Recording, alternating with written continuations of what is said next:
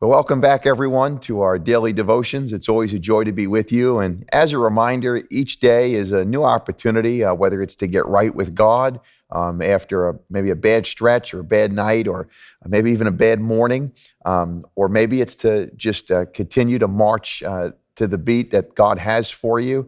The beautiful thing is that God's mercies renew each day. And we're reminded of that because really we're in a fight when it comes to this life. And one of those familiar foes is temptation. And so we've titled today's devotional, Fight Temptation with Healthy Thinking. Again, sometimes we try to divorce the mind from spiritual matters, but it very much so is a part of the equation and the pathway to victory. It was the infamous Nazi dictator, Adolf Hitler, who once said, "What luck for rulers that men do not think for themselves." A lot of truth in that statement. Whenever we allow our flesh, friends, and feelings to make decisions for us, difficulties are not too far behind. This outcome is especially true as it pertains to temptation. See, what we must remember is that it's not a matter of if a solicitation of sin and evil will come our way, but when. When will those thoughts of temptation come? And so it must be within our wherewithal to understand that we have to decide and learn how to make choices that will help you and I avoid the potential costly outcome and the consequences of leaving ourselves vulnerable when it comes to the battle of temptation. And so when temptations dance through our thoughts, we must realize it's an attempt to lure us away from the path and the plans of God. Therefore, in this fight, there is a specific course of action that you and I could take that has proven to be successful, not just recently, not just for a few people, but through the centuries, for thousands upon thousands upon thousands of believers in Christ. And so what we must remember is that willpower is not the answer. Trying to fight temptation with thoughts of, resolve is the equivalent of trying to diet with cake and chips in the cabinet. It's not happening. And so we must use a familiar strategy, a similar strategy that the Apostle Paul taught to the church at Corinth when he was encouraging and confronting the apostasy and falsehoods that were literally threatening the church's integrity and its very existence. And we could apply that in our lives as well, because the gospel message, the plan of the gospel message, obviously is applicable today. And so Paul shared this vital piece of wisdom, and I believe that it's something that can help us with our own battle with temptation. It's relevant today. And so listen to what 2 Corinthians chapter 10, verse 5 says. Paul says, "We demolish arguments and every pretension that sets itself up against the knowledge of God. And we take captive every thought to make it obedient to Christ." Now, before we go any further, just as a way of honesty and transparency, I love this verse, but at times I feel miserably at it. Because notice the same wisdom that Paul shared with the church at Corinth applies to you and I today with our temptation, in that this key phrase, take captive. Notice that, take captive. So the battle plan for this war is obedience. And that's why I say I strike out sometimes in this area. The battle plan is obedience. The weaponry for this fight is the promises of God and prayer. And so we must keep that front and center. It's not willpower. It's not positive thought. It's not, let me go to a seminar. None of those things are necessarily wrong. They're just not right for this fight. There's certain types of weaponry that's out there. Oh, they might be great weapons, but they may not be sufficient for the battle that you are in at the time. And when it comes to temptation, we need the promises of God. We need prayer, because this is a spiritual battle. We've already been told this battle is not about flesh and blood, but it has to do with the principalities, the evil principalities of this world.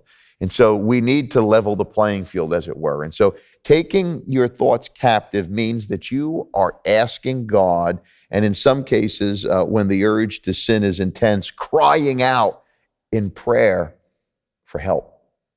I can tell you when I've done this, it works. This is not pie in the sky theology here. by any stretch of the means. When I've sincerely sought God in trying times of whether it be a trouble or a temptation, oh boy, the presence and peace of God and the empowerment of God is there. But oftentimes we wait until we give in and we entertain the thought and we feel as guilty as a bank robber caught on video or something like that. And, we hang our head and our, we kind of mope around and our prayer life suffers and our confession really isn't where it needs to be. And so that's not what we're talking about here. We're talking about preemptive strikes of prayer prior, but even in the midst of a strong urge to give in and satisfy a sinful desire, to cry out in prayer. Prayer can help you as well because, you want to imprison those thoughts. Because think about it. Those thoughts, those tempting thoughts, if you allow them to give birth, they'll imprison you. So this is really a battle of imprisonment if you think about it. And so we need to take them captive, which means we need to imprison those thoughts before God. And, as those tempting thoughts flood our mind, sometimes it's too late at that point if you think about it, but you want to reflect on the promises of God nevertheless, even if you find yourself, neck high in those tempting thoughts and the commands that God gives you that are relevant for your fight at the moment. And a lot of times I like to, what has been a successful strategy in taking the thoughts captive is at that moment also thinking about, well, how am I going to feel if I give in to this? It's kind of like when there's chocolate in the house for me, okay? I love chocolate bars and stuff like that, okay? I'm not going to pretend I don't. My desire is to eat healthy, but oh boy, the sweet tooth or teeth, the sweet mouth is still there. And so what I'll do is I'll see the chocolate bar or the delicious chocolate cake, and oh boy, I want it, but I'll also begin to think, how am I going to feel when I'm laying in bed because I don't just eat a piece, okay? When I demolish the whole thing, okay? How am I going to feel when I'm sitting in bed with a stomach ache? How am I going to feel the next morning when I weigh myself, okay? So I think it's healthy that when you are involved in a temptation, even if you've begun to give into it with thinking, before you totally cross the line, is think about, man, how's this going to, how's the guilt fallout going to be? Is it worth it? Man, this is going to set me back. Sometimes you give into something and we don't get back on the horse right away. It takes a few hours, few days, few weeks. And so the enemy knows what he's doing here in the sense that, God's merciful right away if we cry out to him. The enemy wants you to think there's like a holding period that you got to go through to kind of prove yourself again. That's not what God says. Nevertheless, though, guilt has a way of lingering if you don't take care of it right away. So perhaps think about the back end of the temptation, which is the guilt, okay? And no matter what you do, you can't get rid of guilt. So, what am I going to do if that guilt comes in? And so when the enemy, he will always dangle what looks like a shiny apple. Think about it this way, a shiny apple in front of you and I, but he never reveals the worm that's in it or the corroded core until it's too late. And so with this in mind, I hope the goal for you and I is to be victorious. And if it is, we want to be victorious over our thoughts.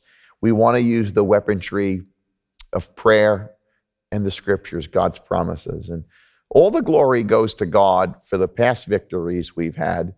And all the glory goes to God for those future victories in battle that we're going to have. And I like to end on that note.